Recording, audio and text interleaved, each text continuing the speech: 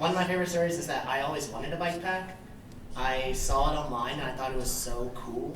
But I like kind of just started to get back into biking around the pandemic.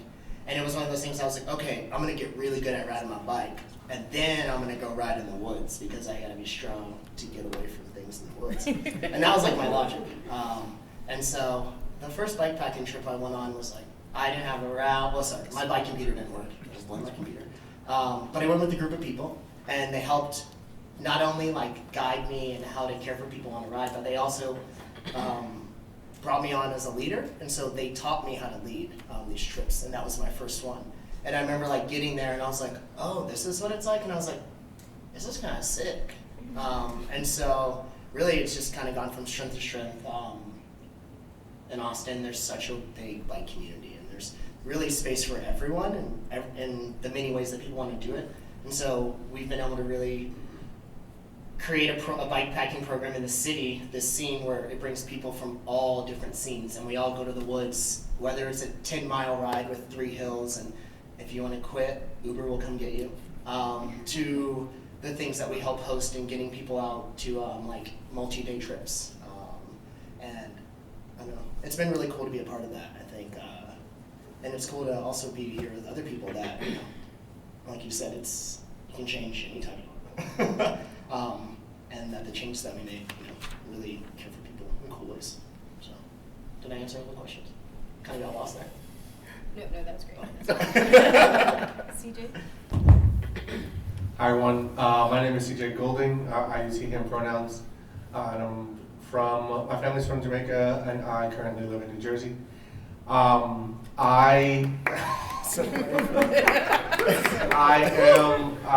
like to describe myself as a weaver and an organizer and a storyteller. My love really starts with people and then expands to ways that we can continue to build community. And so I found as a junior studying engineering in Alabama in my undergrad, I found out that nature was one of the best places to be able to do that, one of the best tools to be able to do that. And so I pivoted and directed my career towards that. My love for nature really started when I was a kid, or even before I was born. My mother and my grandmother always had their hands in the dirt, whether it was for food or for flowers. And so I had no choice in the matter. I also, like I mentioned, come from a Jamaican family, and so as the children of immigrants, they weren't having this play in the house, watch TV thing. I got kicked out the house frequently just to do things outside, whether that was digging holes in my grandmother's garden or like riding on the train tracks and stuff like that. So I used to think that my love for nature started when I got introduced to like the technical aspects of doing things in nature, but I've since come to understand that it is a part of me, my culture, my family, my heritage, and things like that. A couple of years ago, after some other experiences in working in the outdoors, I and a couple other people founded an organization called Boys in the Wood, where we use nature as a tool to restore and reignite the best versions of Black men. Basically, we bring a Black male therapist to our programming, whether that's retreats or community programs, and use nature as a space where Black men are able to step outside of their daily routine, outside of the stigmas that Black communities face around mental health, and outside of stigmas and separation and lack of access that Black communities have had regarding access to nature. And we use that we use nature as a combination space. We use outdoor activities as a combination space to help Black men and, by association, their communities restore their best selves and take care of themselves and each other. Thank you. So, and thank you all for doing your intros. I find that the word community gets thrown around quite a bit, so much so that I think like it's sort of losing some meaning because everyone's saying it. And you know, community in the outdoors for me looks like being able to be with my people, experience joy, connect folks to resources, and it's like this image of like getting inside the club and then going in the back door and like opening it and letting all my friends in through the back, you know? And so am so grateful to have the opportunity to do that every day, and I want to do it for the rest of my life. And that is sort of drives everything I do in all the spaces I'm in. But for each of you, like what's special about community for you, and what does it look like in the spaces that you're creating? We'll start with Ariel. Man, I've been thinking about this question for the past 30 minutes. It's like you never heard it.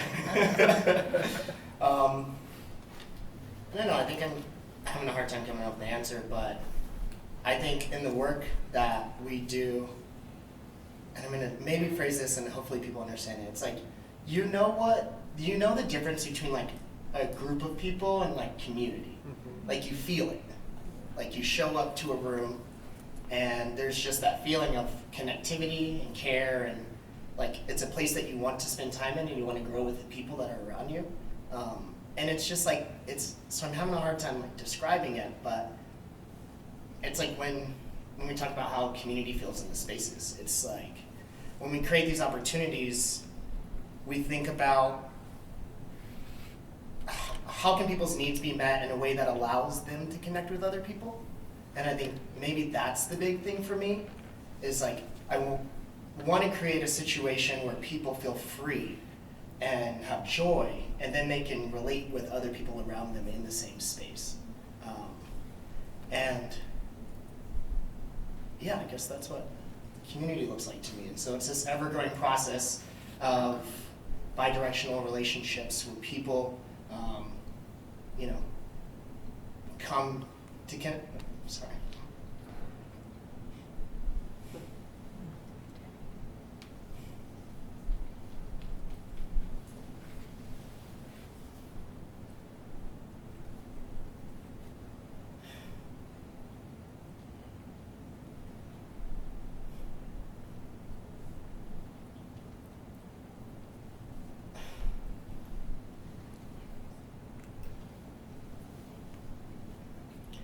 I think I always wanted to belong when I grew up.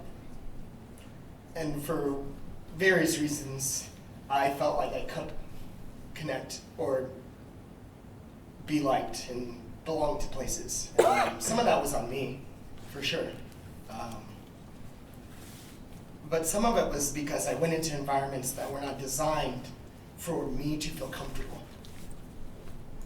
And I think that the work that we do is so important because, like we talk about, there's so many places where we go where people don't feel comfortable for many, many reasons.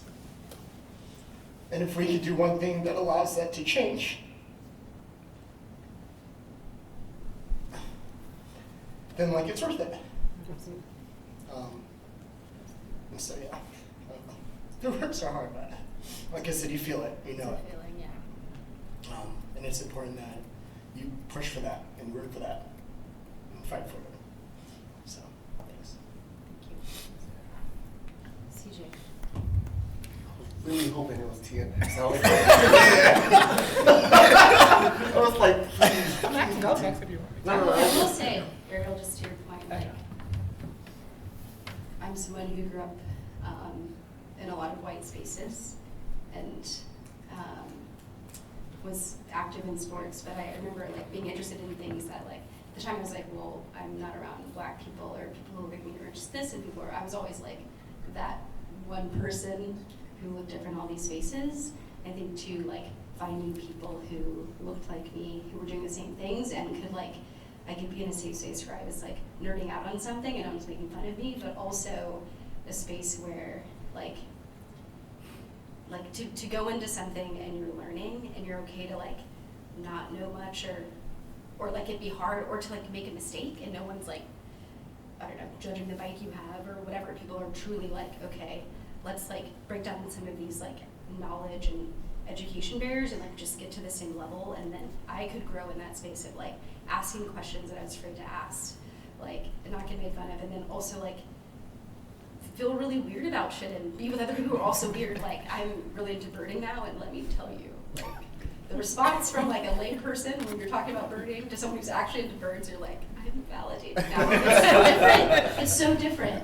So I really like just like feel that deep in my spirit. So thank you for sharing that. Yeah, we have a model that we base our work on that has five levels, and the first level of what we hope, and it's how we measure success. Like the first level is rest, because we are moving so fast and so often that sometimes we don't even have the time to just sit and to be like even just to be ourselves. And so rest is our first level of what we call restorative connection. The second one is a connection to nature, and so it's like, okay, if you can come and you can rest and you can take time to be a part of nature instead of just allowing it to pass by, then one, we'll count our work as successful, but you'll also start to see the changes in yourself. And we find that research finds, like Ariel and Devin, what you said, that once that happens, people start to see themselves in others. Once you have space to be, once you're in nature, you start to see yourselves in others, and it becomes, you stop, or we've seen people in our work stop becoming individuals, and they're like, I do this, and then you start talking in we. You start talking about the connections you have with other people, the things you can do together, the things you can, the ways you can grow together. Ariel and Devin, you mentioned belonging, you mentioned growth, and for me, those are all elements of community, and so like brotherhood and community are our third level of this restorative connection. And so I don't want to repeat too much of what you all have said, but those are a lot of the elements that we include in our work around community. And I think I like to think in metaphors, and so for me, community is like the soil that creates a space for people to grow towards something. Sometimes people can use community and twist it in negative ways, but ultimately community is like folks coming together in some common way in order to move in a direction or move towards something. I gotta go last. I'm going to say ditto to everything everyone else has said, but I want to add on to that. So I think, when I think about community, I think about me being whole, finding my place in society or in the world, through connection, through purpose, and through passion. We talked about connection already, so I'm not going to talk about that one, but I feel like finding a purpose, whether it's just being on a bike or being out in nature, finding something you enjoy and making that connection to what makes you whole as a person. But also finding that passion where you find challenged physically or even emotionally, putting yourself in spaces, whether it's outdoor nature or it's being around people in big groups that you haven't been in before. But I think community is very tier leveled. There are very aspects of it that people have to understand. I also think it has something to do with the holistic person, meaning that we meet your emotional, physical, in some cases spiritual needs. So I think with all those aspects of it, that makes a community whole. But for me, I think it's making me whole in terms of what I bring to the people who come into my programs. A lot of times they're really unsure, they're searching, they don't know, and then finding that safe space where they can be themselves, find that connection, find that purpose, and find that passion. So. And this just popped in my head, but you know that we're like in a loneliness epidemic right now, like, okay. And I feel like even when you saw in COVID, the way that like certain elderly people who were alone kind of like fast-tracked to depression and died, like essentially. And so community just like, it will keep us living longer, right? It will keep us happier, healthier, and all of these things. And so I feel like, you know, I hope each of you have a space for that, because community has changed. Intentional, loving community has changed my life. I'm like forever transformed, and so thank you all for just noting these different avenues and the importance of that. So know that each of you are kind of representing different groups and communities in your various areas. Curious to understand your plans for the grant you received from Bikepacking Roots, and then want to talk a little bit about support systems and partnerships. I know that there are often folks who want to help different community groups who don't look like the community that you're serving. And just thinking about like, is it necessary for us to, or like, how can we provide channels and avenues for folks to give to the spaces that we're in? What does that look like? Does that make sense? Mm-hmm. Like, I think we'll start with you, CJ, to kind of start us off, and then Tia, and then Ariel, just so folks know a little bit. I was telling Tia before that I've been involved in the outdoors and working specifically with the outdoors for about 10 years now, but I don't consider myself a blank. I'm not a hiker, I'm not a climber, I don't have the requirements to officially become any one of those things or become I'm not an expert in any one of those things, but I understand the power of these activities to connect people and to open them up to new activities, similar to what you were saying. And we hope to, through our work in Boys in the Wood, we want to open up these opportunities and these experiences to Black men in their communities as well.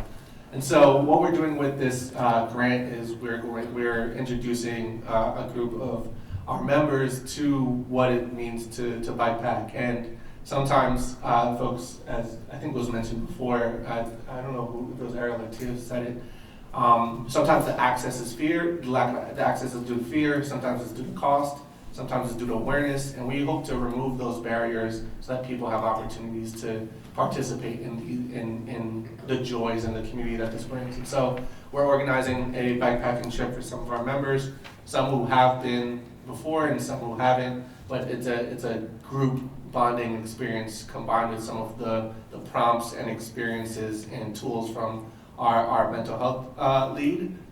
So it's a part bikepacking intro, part journey expedition. And then on the question of allies, how folks can step in and support, I think I had to learn this lesson, or I continue to learn this lesson. I had to learn the lesson the hard way the first time, and I continue to learn it. I think that sometimes, I'll use I word language, I try to help people because it helps me feel good. Or I try to help people in ways that I think will work for them. And so one example for me is that there are some women-centered and BIPOC women-centered outdoor wellness groups that who friends of mine lead. And I was like, how can I help? What can I do to help? I'm being a typical nice guy and asking the question that makes me look good.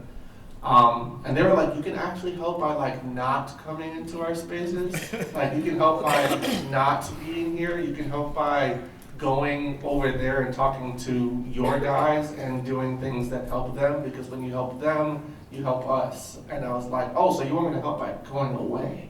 And I was like, that doesn't do anything for my ego. That doesn't do anything for my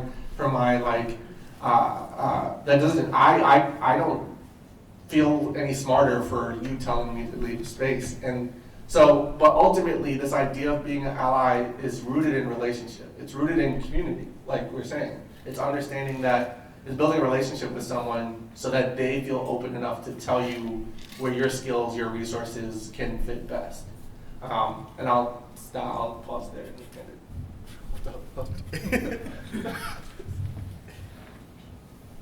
it. In regards to my grant, actually, we can talk about it now. I've changed some things. We're just saying breaking news. This is a safe space to say the breaking news. No, actually, I was with another organization when I originally wrote the grant, and that kind of dissolved. So I've made some changes. Originally, the grant was to just have some informational sessions and run a gear library and have 1 or 2 overnight backpacking trips. That has now become a very extensive plan. I've kind of modified it. So now what I've been doing, I went back to my new groups that I'm working with and found out that there was a fear just for going out into the outdoors. So now I'm doing some informational sessions that require some hands-on training with the gear I received. So we're doing some camp outs, but we're really not carrying the gear just yet. So we're kind of breaking each part of the backpacking experience down. So where we're actually meeting and we're biking to a campground, and then we'll camp there with the facility and experience that, and then we'll bike out of there, but we won't carry our gear. So I've done a couple of those, and now the next step we'll carry gear, and we're working our way up to that overnight experience. But I've learned that's helped a lot of my individuals who come back every single time, and I've had more people ask about it just because of that. On that side, I'm still doing a gear library. I'm in the process of implementing that. That comes out actually in 2 weeks. So people have access to some of the backpacking gear that normally is more expensive and things they need to have. And then the goal is that in summer, or if not the fall of this year, because we've changed the timeline, I will be doing some two long distance trips and one of some overnighters between now and August. So the plan is this is a better plan. It's a lot more extensive. But to Gear Library, I'm doing some training sessions, and then we're going to have some actual group rides also. These are all women-based and women-led. I didn't say that, so I got to say it now. But actually, since I've been working with my new group, MBM, Melanie-Based Miles, we are a BIPOC group, so I'm going to do a couple of rides specifically just for my team, because we have about 15 people that are really interested in it, and I guess I'm not the leader of that process by default, but it's going to be fun. So I'm going to use the Gear Library for that also, to bring them in, and then hopefully we can access some more people throughout that. So the plan is actually becoming more bigger than I thought. So. What? A black woman doing the most never. What was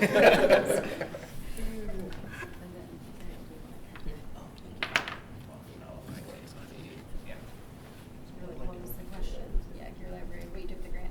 Oh, I'm talking about like, oh, yes. Keep it up. Avenues. Very good. Sorry, about our allies. I'm just going to talk on one thing in reference to with our allies. Besides, of course, financial support, that's always greatly appreciated. Sometimes just spreading the word. If you know of someone who may be interested in the program that someone's running, or if you can post on your social media or just get it out to other outlets, I think that's also a beneficial aspect. Besides kind of staying away and respecting the space, but also communicating to others that space is out there. Sometimes people just don't know. So the more people that are aware of that, the beneficial it can be.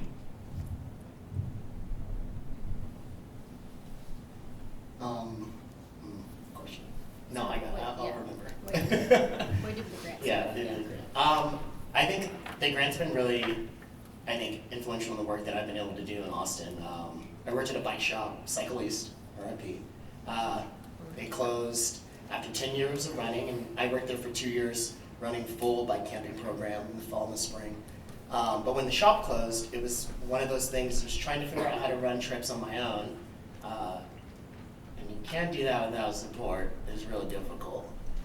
And so the grant allowed me to help create more trips, run some, and also provided materials for a gear library. And I'm sure that if you're like a frequent bikepacker, or you've done the whole, from watching online to doing it, you end up accidentally buying a bunch of stuff that you never use. And so I'd kind of been running a gear library with the homies, and it was basically just like, okay, if you sign up for a trip and you need stuff, I will meet you with my bag of bags, and we'll meet at the shop and do it. But the gear library has been awesome because it's nice new things that haven't been used twice by Ariel. Not people's trash being donated. Yeah, exactly. It's not people's trash being donated, and it's cool to see because it's allowed more people to go on trips, and it's allowed people to. It's created these relationships where I basically offer, if you sign up for the gear library, I ask if you want me to come meet you at the shop and help build your bike up or help set it up. And so, and we don't charge people for that. I put it on my Bikepacking Roots tab. When people ask me what's up, I'm just like, oh yeah, this Bikepacking Roots provides this. You're good to go. You're good. But it's just been one of those things. I think like having the support and now the resources to be able to provide more opportunities and more access to people has been like is very beneficial in how I and others have been able to maintain this community, this growing community of bikepackers who range in all levels in Austin. And one of my favorite things though is that, so I lead trips out of this new shop called Dogsby. Two people found out about the gear library from it that were doing a trip with a different shop and like hit me up and were like, hey, can we use this gear even though we're not going on the trip? And I was like, absolutely, please come do it. And they ended up having great times and going on these other trips and telling more people about it. And like that's my favorite thing is that it's not just because it's housed in this spot, like this is a community good. It's for anyone who wants to get involved and knows about it. And so, allyship. That's a good ring to ask. Yeah, that's good. You could have let him Let him play. Yeah. Allyship. I think like, I mean, we definitely need gear. So if you live or know anyone in the Austin area, or if you just want to mail me stuff, I'll give you the shop address. There we go, sorry. I'll give you the shop address. But it's like, I think there are people that have access to resources, and I mean, you know, teaching people how to bike pack is one thing. You have to, but I think like it's hard to just have people come in and be like, I want to help, because then you have to talk about what is the way in which we can help people in these situations. And so I think one really good way is that if you have access to resources, bike bags, you know, water, what are they called? Water bladders. Because I think that's actually helped people a lot, is to be able to carry more water on their bike. Lots of people, especially in Texas, it is hot. And people are scared to get on their bike for a long time without enough water. And it's like, okay, so do we have enough stops? Do we have this? And I think like water bladders, carrying those in frame bags is something that's really picked up, I think, especially in like intermediate and beginner bikepackers. But it's like, if you have resources like that and you're in a community, like reach out to the people that are doing it, because they very likely, like they have the starts of it, they have the capacity to grow, and they have a network that would help them. But they just, you know, it's hard to always ask. And it's hard to always, you know, reach out to a brand and be like, hey, can I do this? And let me explain everything now, and hope that you say yes. And so if you have those connections, please like try and help do that work to make it easier on the people that are helping give access. Can I add something really quickly? It's like 10 seconds. I think building on what you were just saying about like if you have access, and even what you said about amplifying and sharing, I think part of being an ally is being honest with yourself and having an honest awareness and assessment of what you have to give. And so like if you might take like an hour and be like, okay, who do I know? What do I have access to? What skills and expertise do I have? So that when you build a relationship with somebody, you're not showing up like, I think I can do this for you. I think I can do, like I will share this on my social media. It's like, yeah, well that might not be your strength. But if you aren't honest with yourself, then you don't know how you can best show up as an ally. So it starts with that honesty and self-awareness, and then you can build that relationship and really, really be a strong ally. Yeah, I think too, on the partnership front, like I'm a double Leo. My parents like told me they loved me and I played sports a lot, so I can talk about myself all day long and like also ask them for anything. I used to fundraise, so I'm like one of those people, but that is not your typical person who is like trying to advocate for a space. And so I think for me, and like we've touched on this too, is like it comes back to relationships. Like think about some spaces, like I have a lot of friends who are in spaces who can bring me into a space, advocate for me publicly in a space, and just kind of like say, okay, like I can't give you cash, but I like know this brand who can do this, right? Or even someone who can, like, who maybe has money, but like, what does it look like for you to write a check and it's anonymous? Maybe you're not acknowledged, right? So there's I think there's a number of ways to plug into folks, but doing that sort of like network map or that idea of like, these are all the areas I can sort of support in these spaces and writing that down. And then again, like, I feel like in 2020 there was this big sort of push for like, oh, I want to like, I'm a white person, I want to do a film about these black people getting outside. And it's like yes, please, I want someone to produce a film about a thing I'm doing. And what's it like for someone to say like, oh, we have resources connect you to like, for money for you to make a film and find like producer, you know, the importance of like, us telling our own stories. So just thinking about like kind of reframing or repurposing when you have something in mind. And then also, if you think you want to give something, being open to that feedback of like, actually, this is what I need, right? I think our present day version of people coming into spaces and like giving us something that we need is like, we think about like missionaries, and you're like, oh, I'm gonna go to Africa and like give them this. And it's like, well, what do they need? And like doing that kind of landscape scan, I think is a piece of it too, of like, kind of figuring out like, what resources exist, what's missing, like where can you plug into? So yeah, I think a thread here too is humility. So I'm just gonna put that into the space as well.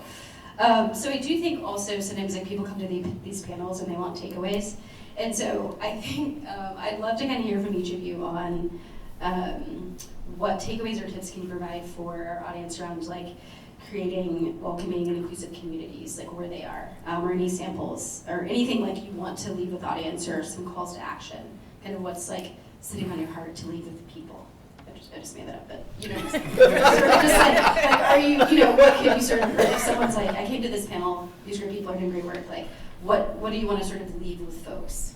Start with Tia, and then Ariel, and That then would have been my vote. I CJ. would have started with you too. Yeah. Also, thank you for being my first live all-black panel. I'm really happy about that.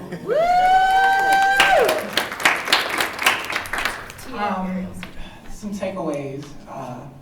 I guess I'll go from some of my experience I've had with some of my programming. Do the research first in regards to what the community actually needs to provide the best services for that community. For me, I did research and then my community kind of shifted slightly, so I had to do some more research. I think just understanding the baseline in terms of what the actual need is beneficial in regards to understanding what you can bring for that community itself. Also, I think reassessing what you currently have and what resources are there, and working with others that may have similar programming, or you can kind of piggyback off their programming to assist. Because I think sometimes with the community we have to work together, and having good relationships with other leaders that are doing great work is beneficial also.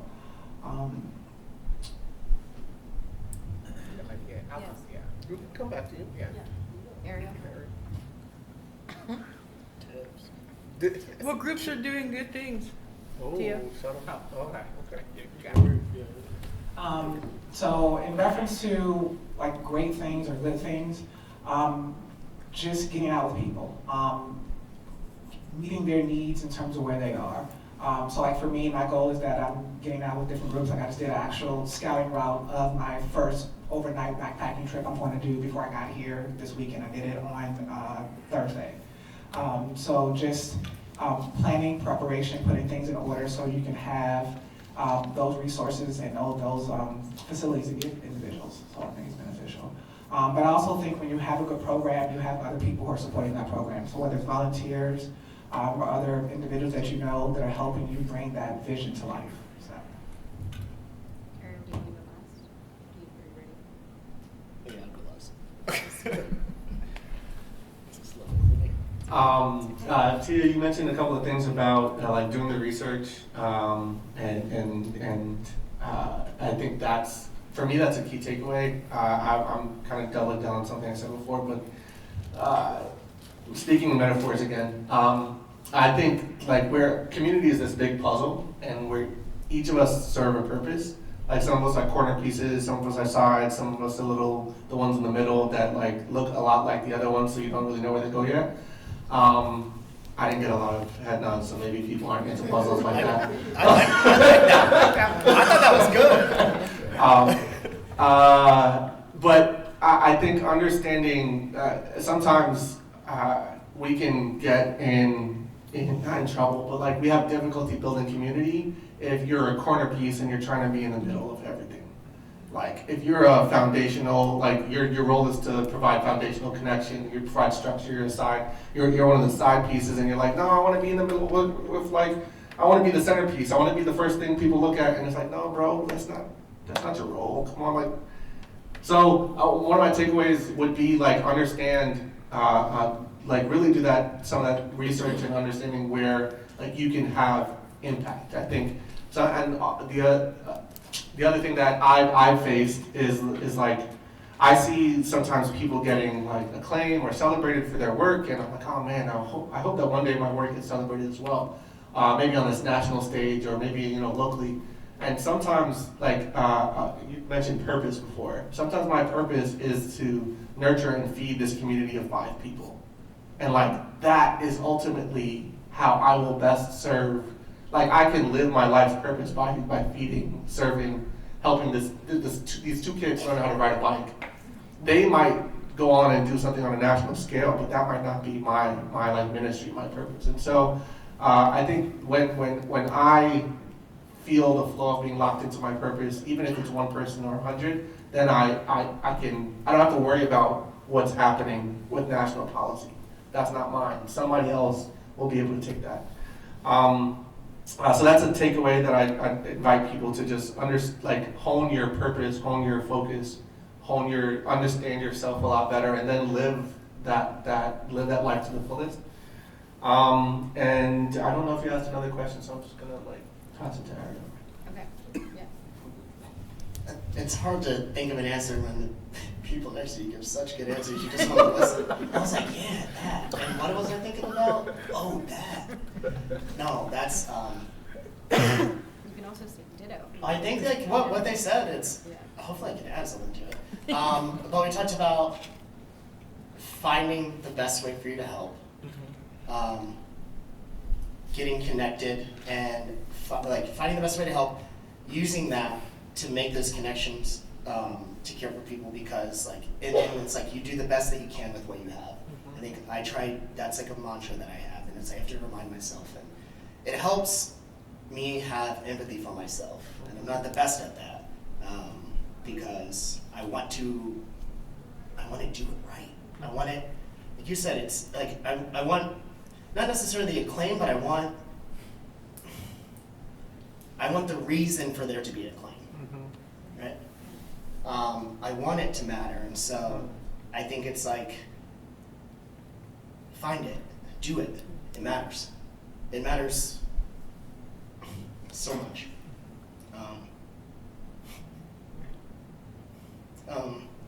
And if that's all you can do it. Do your best. That's all. That's my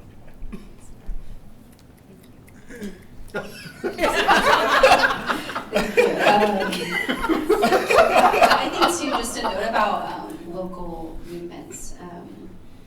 I think people get really caught up in like what's happening nationally, as you say, but just thinking about like what can you do within your community or region, both like if that's supporting like 3 issue areas, right?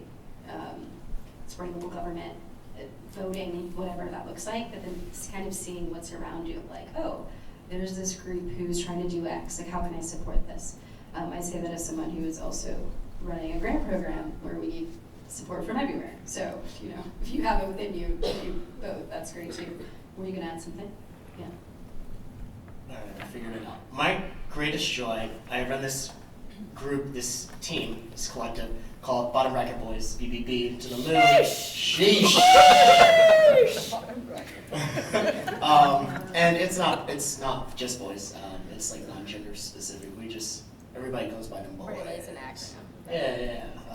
And we just like BBB. It's cool. But I think, with all programs, there is ebb and flow. And I think in the past year, I've been struggling because it hasn't taken off the way that I wanted to. It hasn't been consistent enough. But we have a group message, and it's called Team Shit, which is very big. It's basically, if you just want to say something to anyone in it, and you say something, sometimes there goes days where people don't put in it, but then there are those moments where someone says something, someone else says something, someone replies. It creates connections. These people are going to a concert. These people are gonna go to Yellow Bike, our local bike co-op. Like, these people are doing this on the night of the election. Someone didn't want to be alone. They wanted to be on a Zoom call with people, and so only one other person can make it, but they went alone. And it matters. matters. And it may not matter the way that you thought it would. But that doesn't matter. So, yeah, nice. Yeah, power of connection and community is, like I said, has transformed my life, and I hope to be doing this forever and ever. Thank you all for being here.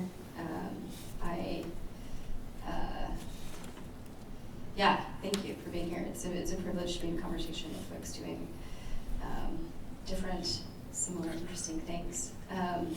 Where can people find you on the internets? That's what I want to ask. I'm first, because I know that because I can do this one easy. Who's first? Marlo89 on Instagram. Great.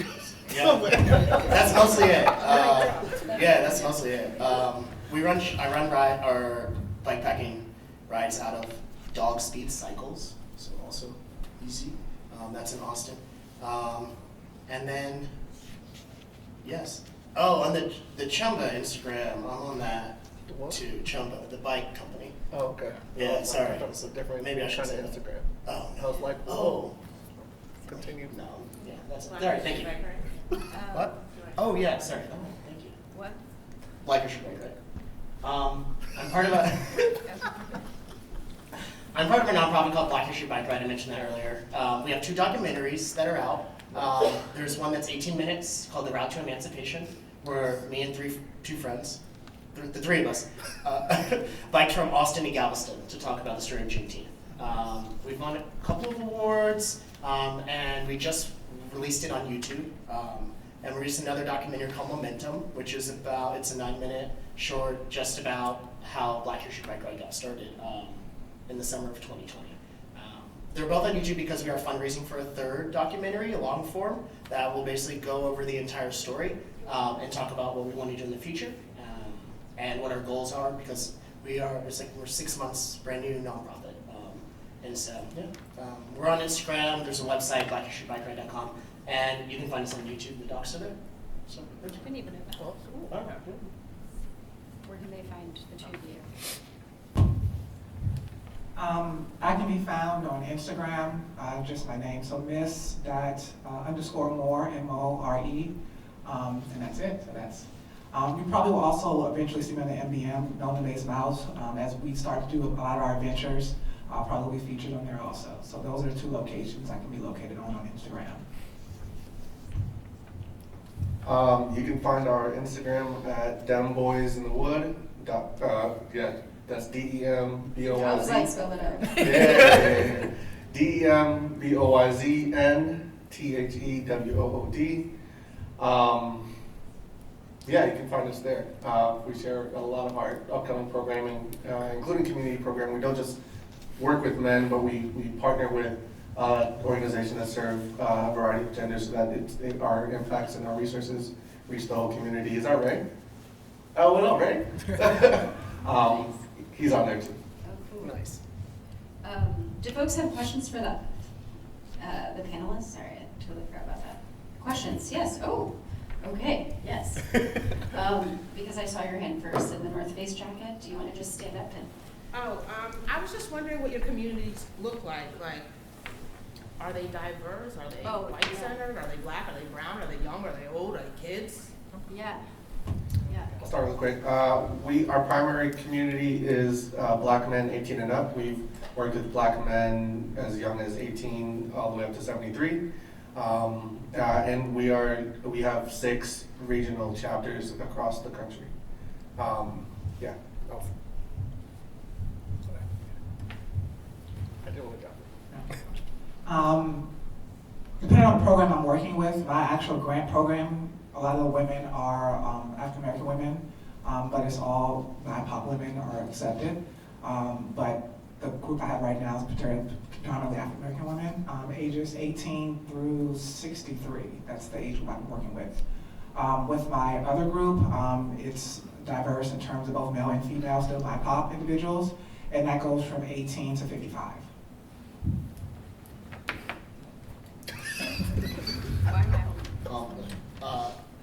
I mean, I live in Austin, Texas, so it's really white.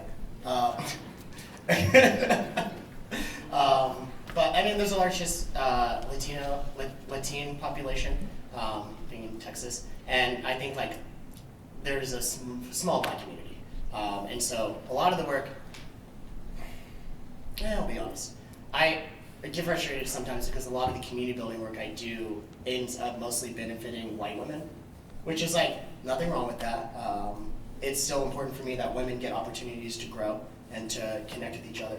But it's one of those things where I would like to impact more cyclists of color, but I live in a city that doesn't have a strong community of them. Like they do exist, but they are so separated and there are pockets of it.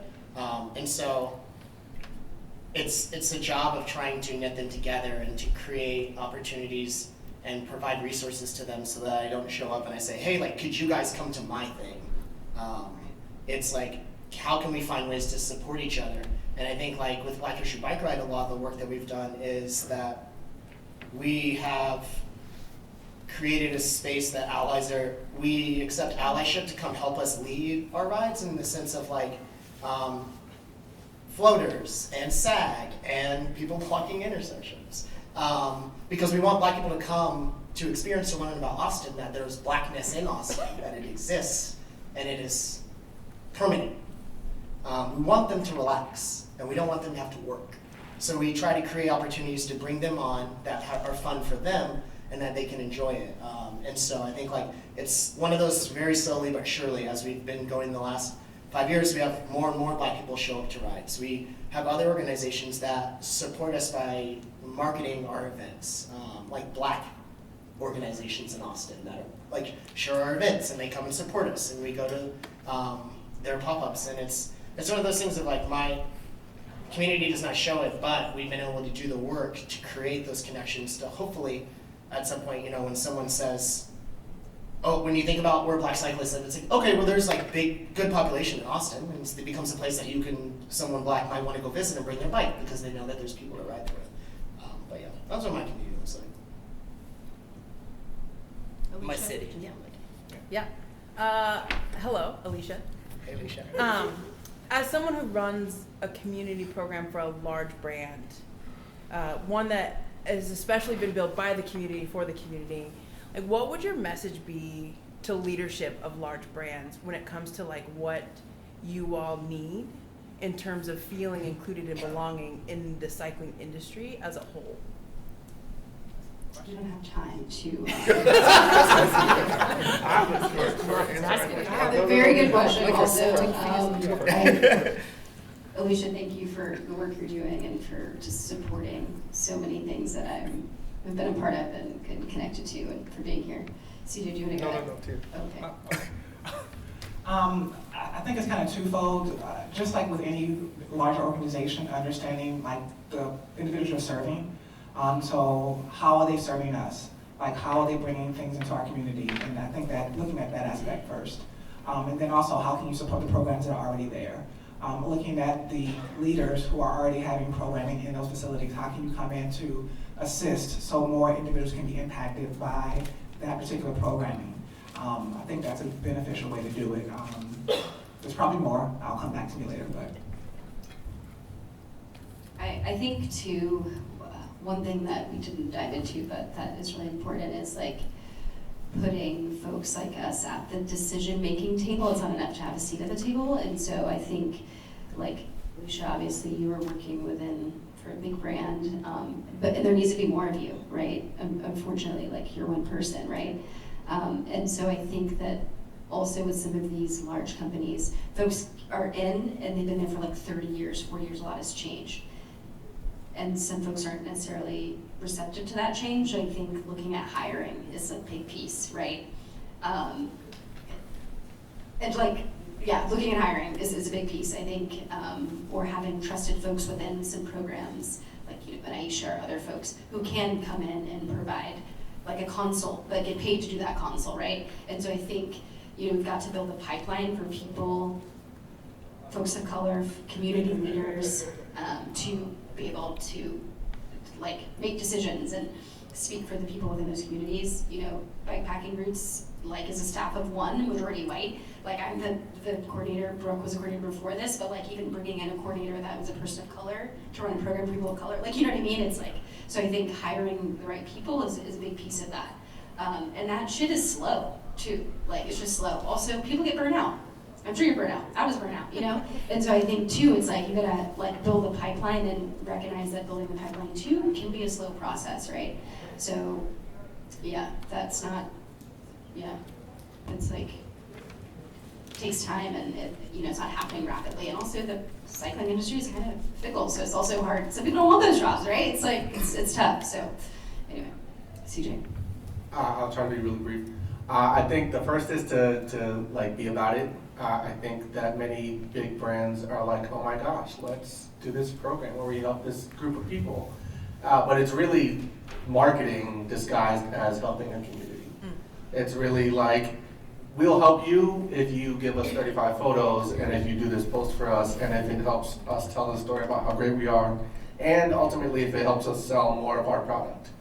I think it's okay to be a corporation, it's okay to be a business, it's okay to be a big brand. I think that it comes with some acknowledgement of, if we really are this big brand, we carry some weight in this industry, and so part of systems change is understanding the role you play and throwing your weight around in the rooms that you're in to change those systems so you don't have to keep giving an organization $5,000 to get access, give a community access. You're helping to change systems on your end so that access becomes normal for those communities. And so I think doing that invested work of like, hey, we may not fund you for $5,000 here, but like we're trying to shift this to make sure that this access is available for you. And then I think the last one of this is like sometimes being willing to take risks. I don't think things change. Seeds don't experience growth until they crack their outer shell. And so if you keep doing the same things that you've always done before, you're Say it again. seeds don't experience growth until they crack their outer shell. And I think sometimes when we do the same thing that we've always done, or we just change the paint we change the color and the clothes that are on the outside, we feel like we're doing something different. But if you don't take risks, sometimes growth doesn't happen, change doesn't happen. And so that'd be my advice. Like throw your weight around in the rooms you're in to create change, take risks, and then like actually be about it and don't cover things with marketing dollars.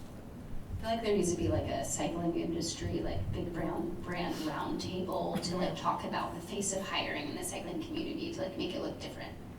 Could they make a session like that at Seattle or something? Like, All right, I You know what I mean? guess we're gonna start the planning just process. like, let's talk about like, oh, look at all of our brands and by- things. Like, by- we should we bring got that person T-minus that's random, 1 month. like, for the other people, you know? So, okay.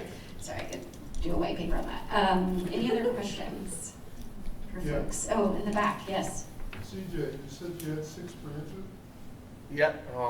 chapters, Yes. where are they?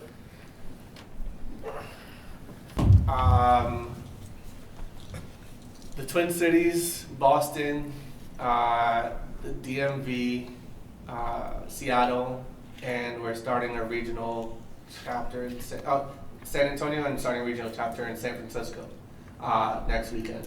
I don't know if that was 6 or 5 or 7, but those are the cities.